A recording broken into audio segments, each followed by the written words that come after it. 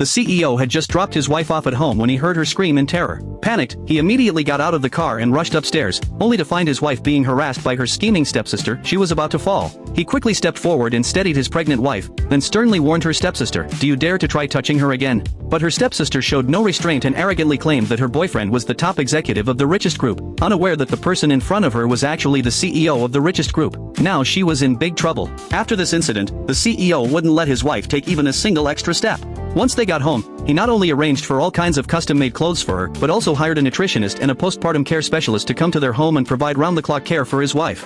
However, this series of actions left the young woman quite puzzled, as she had always believed the CEO had married her solely for the sake of the child. She had never dared to hope for his special affection. Little did she know that, through spending every moment together, the CEO had already fallen in love with her. But going from an ordinary intern to the CEO's wife was a sudden change she struggled to adjust to, so she decided to hide her identity and quietly go to work at her own company. The CEO couldn't persuade her otherwise and willingly took on the role of her personal assistant. Fearing she might slip, he thoughtfully had the entire office carpeted. Every day, he prepared a loving lunch for her, carefully picking out the dishes she didn't like.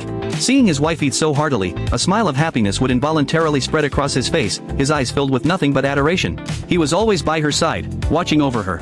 But one day at lunchtime, his wife didn't come for lunch for a long time. Puzzled, the CEO went to her department to check on her, only to discover that his wife was being harassed by the malicious director. The CEO was completely angry and called for the director. He wanted to see how she could argue